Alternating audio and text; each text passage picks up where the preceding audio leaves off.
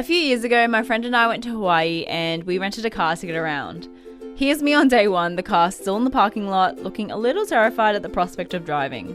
Not because I was tired or because I hate driving.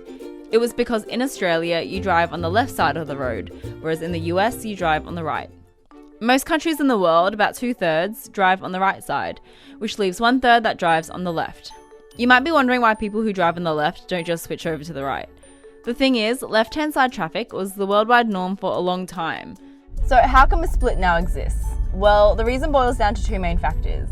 One, the fact that most people are right-handed, and two, the fact that countries were using different forms of transportation at the time formalised road rules began to emerge. Back in the Middle Ages, way before cars existed, people mainly travelled around on horseback or by foot. People kept to the left so they could keep their dominant hand closer to the centre of the road. Remember, this was a time when people often carried weapons on them, such as swords, knives or daggers, while travelling because of bandits and outlaws.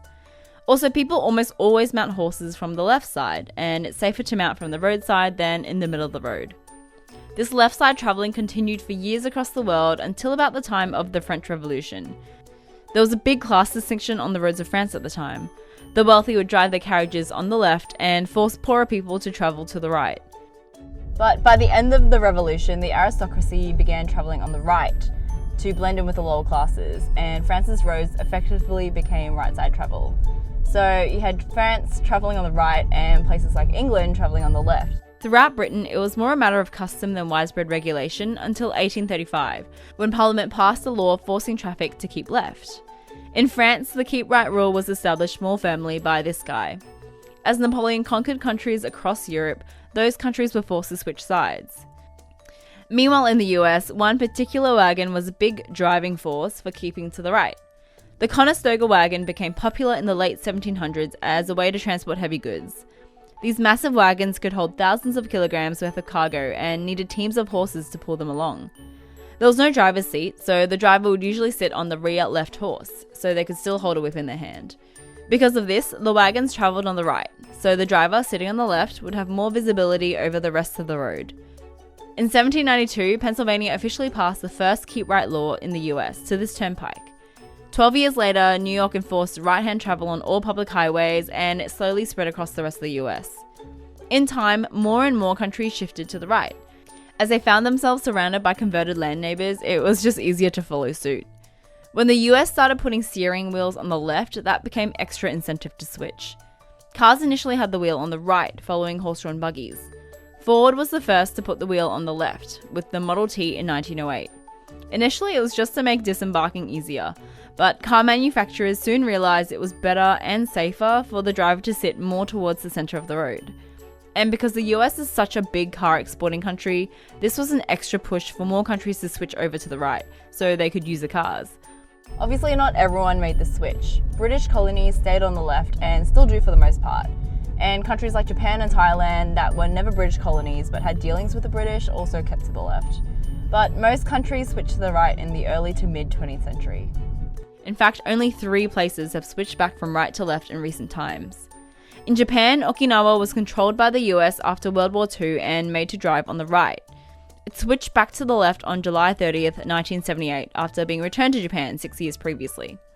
Timor-Leste switched to the left under Indonesian rule in 1975, and Samoa switched over in 2009 so they could import old Australian cars instead of more expensive US cars. The Samoans had a smooth changeover. They got a 2-day national holiday to ease traffic and had a 3-day ban on alcohol to deter accidents. But they had a relatively small population at the time of about 180,000 people. So what would happen in a country with a lot more people and a lot more that could go wrong? Sweden switched from left to right in 1967. With a population of about 7.8 million people at the time, there was a lot to prepare for H-Day. Road markings had to be repainted, bus stops relocated, intersections and one-way streets redesigned, and about 360,000 street signs changed. At precisely 5 a.m. on September 3rd, Swedes were directed to switch over to the right. The whole process cost 628 million krona, the equivalent of more than $400 million today.